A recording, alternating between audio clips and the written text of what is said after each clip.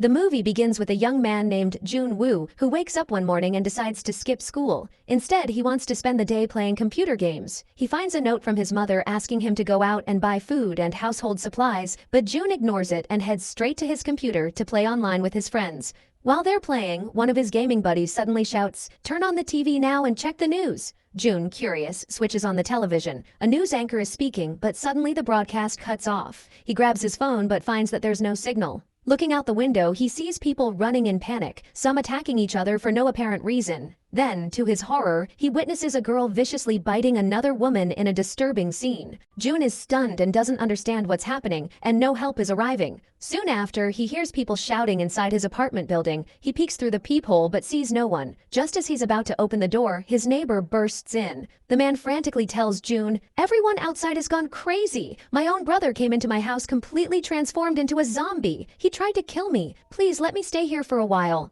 But Jun refuses and says, "If you have a problem, call the police." The neighbor tries to calm him and begs, "Just let me use your bathroom, then I'll leave." Jun agrees and lets him in. Meanwhile, the TV signal returns, and the news reports that communication networks are unstable and that entire cities have descended into chaos due to a new infection. Those who are infected turn into zombies, extremely violent and driven by a hunger for human flesh. Anyone bitten will also turn. One of the symptoms is bleeding from the eyes, along with extreme pain.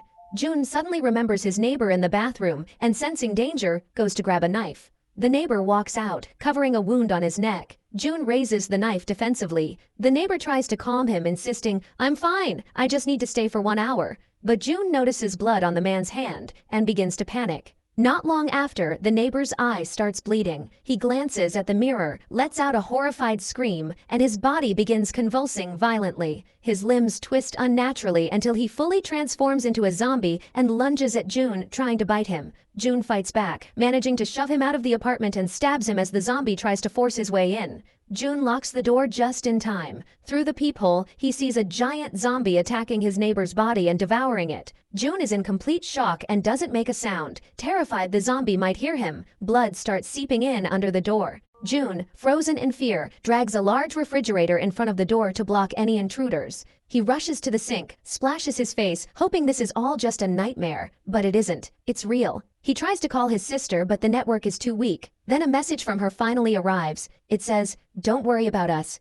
I'm safe with Mom. Never open the door. Make sure the food you have lasts, divide it carefully over the days, and beware of the zombies. The city is full of them." Jun looks at a photo of his family praying for their safety. He gathers all the remaining food in the house and realizes how little is left. Regret fills him. "I should have listened to Mom and gone shopping." He falls asleep on the couch.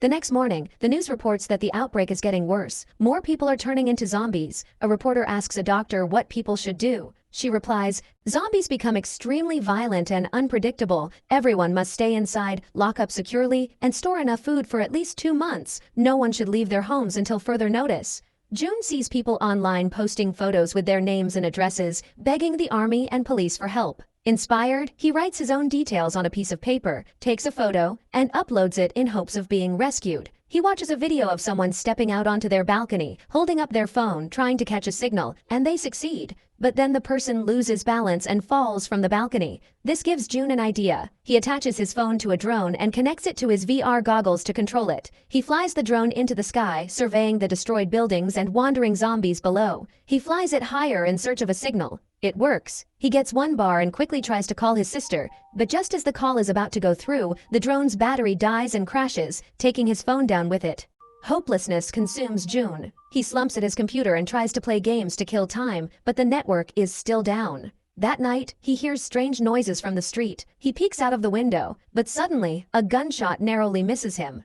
Outside, a female police officer is trying to fend off a horde of zombies. She's running out of bullets. Desperately, she loads her last magazine, but it's not enough. Just before the zombies reach her, she tries to shoot herself, but she fails. The gun drops and the zombies drag her screaming across the street. Jun witnesses everything and sets his sights on the fallen gun. He needs it to protect himself. Suddenly, loud banging starts at his door. He grabs a baseball bat and braces for impact. The pounding is so strong that the fridge blocking the door shifts and falls. To his horror, a zombie emerges from behind it. Jun realizes he can't fight the zombies off for long, so he runs toward the balcony, thinking of a bold escape plan. He rushes out and pretends to jump. But in reality, he just hangs off the edge, clinging tightly. The zombie chasing him leaps off right after him, believing June had jumped too. But the zombie falls to its death. June looks down, sees the body, and feels a deep sense of relief. From a distance, he spots a massive horde of zombies roaming the streets. Among them, he notices the same police officer who had previously turned into a zombie.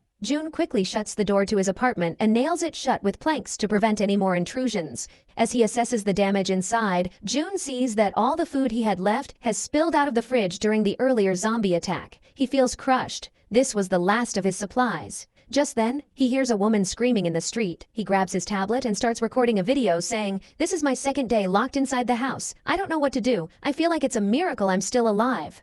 After 7 days of being trapped, June pulls out his late father's alcohol bottle. There's nothing else left to drink. We see that he's covered the entire balcony with sheets and barriers so zombies can't spot him. He watches the news, which continues to show scenes of zombies flooding the streets. He prepares instant noodles and eats, then accidentally knocks over the water bottle, spilling his last clean water. Furious at himself, he's forced to drink the water from the floor. Despite the circumstances, June still refuses to leave the house, even though he desperately wants the fallen police officer's gun. When he turns on the TV again, it's the same broadcast. No progress, no solution. The announcers still urge people to stay indoors. More days pass, with no updates. June begins drinking his father's alcohol more frequently, eventually dancing aimlessly around the apartment in a drunken state. In his intoxication, he starts hallucinating that his family has returned. He sees his mother and runs to hug her, only to snap out of it and realize it was all in his imagination. He breaks down in tears from emotional exhaustion and dehydration. Later, June receives a voice message from his mother. Desperate to hear her voice, he climbs out the window, trying to catch a signal. The plan works. He manages to get a weak connection, and his mother answers, but what he hears shatters him. "We're at the Adabak Company. There are zombies breaking in." Then he hears her and his sister screaming as zombies attack them. The line goes dead. June cries hysterically, consumed by helplessness and rage. In a fit of madness, he smashes everything around him, including the television. He finally snaps. Completely unhinged, he runs outside, kills the zombie at his door, and begins screaming and raging in the street. He sees his neighbor, now fully zombified, feasting on a corpse. The zombie starts approaching him, but June screams at him to back off. Unfortunately, the noise draws the attention of nearby zombies. June sprints toward the elevator, hoping to escape, but inside is another zombie. He quickly runs away and hides, holding his breath to stay silent. Eventually, he sneaks back into his apartment, but a blind zombie is right behind him. June stays perfectly still, silent and frozen.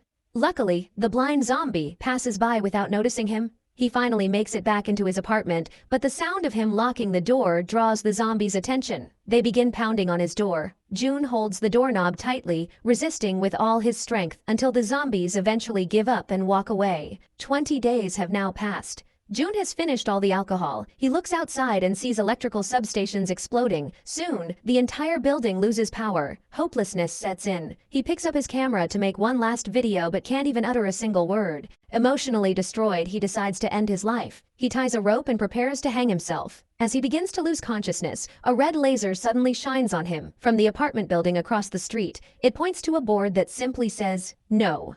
June snaps out of his attempt and unhooks himself. It turns out a woman in the neighboring building named Kim had spotted him and was trying to stop him with her laser pointer. She continues signaling to him, using a board with written messages, asking him not to speak aloud to avoid alerting the zombies. They agree to communicate using hand gestures. She calls him an idiot for thinking about suicide, and they agree to meet at their windows every morning at 7 a.m. June smiles. He's found another survivor and hope returns to his heart. We cut to Kim in her apartment. She has set traps by the doors and keeps weapons close. Fortunately, she has enough food supplies. The next morning, June wakes up and realizes he overslept. He rushes to the window and doesn't see her there, but Kim soon appears, cautiously checking the area before coming to the window. She scolds him, "You're late." He apologizes, and they introduce themselves. Suddenly, Kim spots a zombie inside her own apartment. She tells June they'll meet at the window again tomorrow at 7. She returns inside and sees the zombie caught in one of her traps, hanging. Calmly, she grabs a hammer and finishes it off.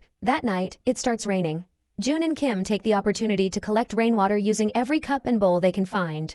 The next morning, June shows up at the window, clearly starving. Kim notices and decides to send him food. She tries to toss him a ball attached to a rope so they can build a line between the two apartments, but it fails. The distance is too great. Then, June brings out a second drone he had, this time tying a rope to it. He flies the drone across to Kim's apartment, successfully connecting the line between them. Kim successfully manages to send a bag of food to June using the rope, and he's overjoyed when he receives it. He thanks her sincerely, but his happiness quickly turns into panic when he notices a catastrophe unfolding outside. One of the zombies in the street has grabbed onto the rope she threw and is now tugging on it with great force. The table anchoring the rope begins to slide, dragging Kim with it. She falls, unconscious, and the table ends up hanging right outside her window. The zombie takes advantage of the situation and begins climbing the rope toward her. June, seeing this, is desperate to do something. He starts throwing bottles at the zombie to stop it, but they don't reach. The creature keeps climbing undeterred. Thinking quickly, June launches his drone and flies it directly to the zombie. He circles around it, trying to distract it. The plan works. The zombie becomes disoriented. Meanwhile, a larger group of zombies begins surrounding June's building, attempting to break in. The zombie climbing toward Kim grabs the drone, but just as it's about to reach her window, Kim regains consciousness. She grabs a weapon and cuts off the zombie's hand, killing it before it can get any closer.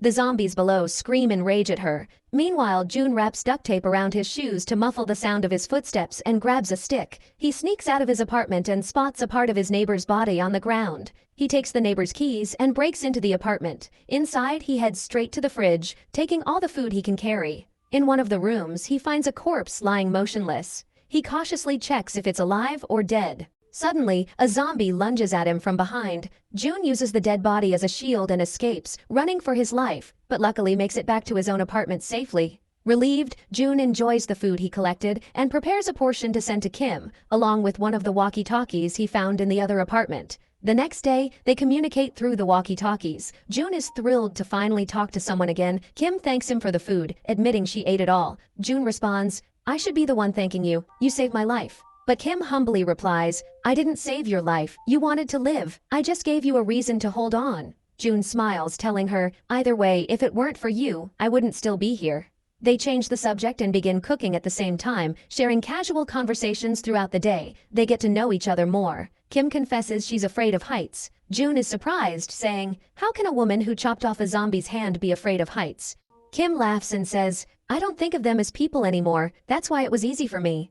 Suddenly, both hear what they think is rain, and they get excited to collect water. But they quickly realize it's not rain at all. It's the sound of a massive horde of zombies running toward the building. Panicked, both June and Kim drop to the ground, trying not to make a sound, but Kim accidentally knocks over a table. The loud crash draws the zombies toward her apartment. Terrified, she radios June and tells him what just happened. June doesn't hesitate. He comes up with a distraction plan. He calls the phone line of another apartment in Kim's building. The ringing sound draws the zombies away from Kim's unit, buying her precious time. The two then agree it's time to escape the buildings and find a safe place. Kim believes the 8th floor of a specific building nearby is clear of zombies. She's been observing it for days and hasn't seen any movement.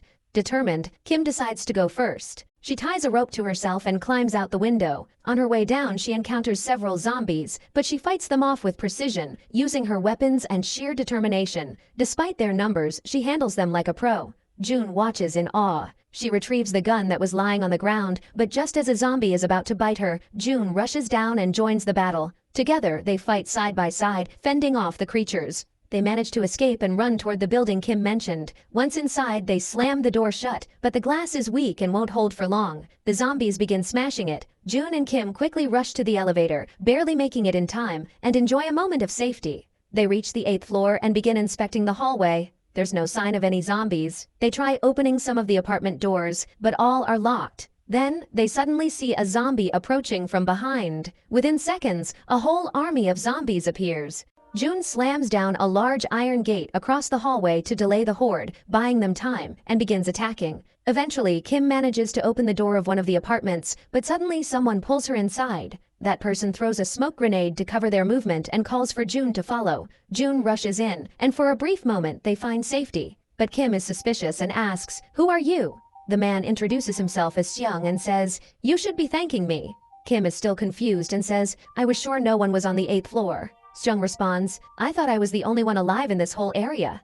He offers them some water, but Kim hesitates until he drinks from the same bottle. Only then does she feel safe enough to drink too. Sung also offers them food, saying, "Eat this while we wait for the rescue team." Both Jun and Kim are shocked and hopeful to hear that a rescue team is coming. Sung explains, "I saw it on the TV." Jun, overwhelmed with joy, hugs Kim, feeling that finally there's a chance to survive. But just a few minutes later, Jun suddenly collapses. He's been drugged. It turns out Sung had laced the food with a sedative. Kim doesn't have time to react. She too collapses. Seung drags Kim across the floor into another room, ties her up, and locks her inside. When Kim regains consciousness, she finds herself face to face with a zombie chained beside her. Then she hears Seung's voice from behind the door. He starts releasing the zombie toward her. Shockingly, Sung reveals the truth. This zombie used to be his wife. He wants her to feed on any living human to survive. That's why he locked Kim inside. He's offering her as food to his undead wife. At that moment, Jun wakes up and aims the gun at Sung, calling him a monster. Sung, desperate, says, "I'm just trying to save my wife from death." He then releases the zombie's chain and tells Jun, "Let her eat Kim and I'll let you live. I'll even give you all the food you want."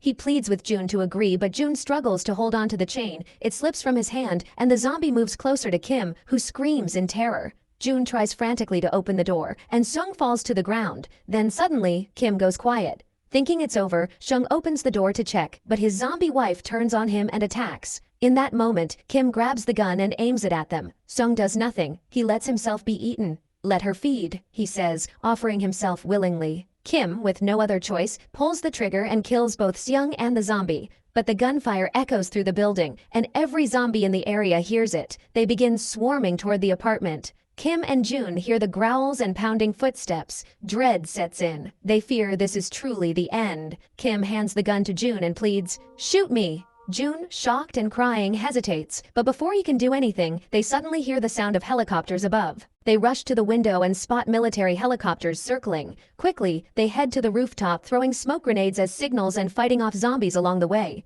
As they climb the stairs, Kim slips and falls, but Jun saves her and shouts for her to go up first and stop the helicopter. She reaches the rooftop, but by the time Jun follows and locks the door behind him, the helicopters are gone. They'd left. Jun stands in disbelief. He screams, pleading for help from anyone who might still hear.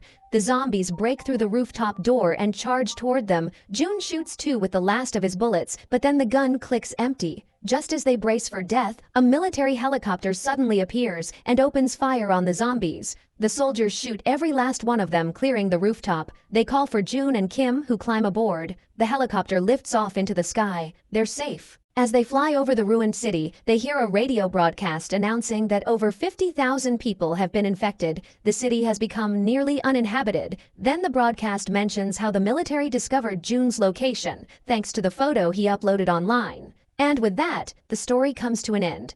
Don't forget to hit that like button and help us reach 8,000 likes on this video. If you made it to the end, drop a zombie emoji in the comments so we know you love the movie. Thanks for watching.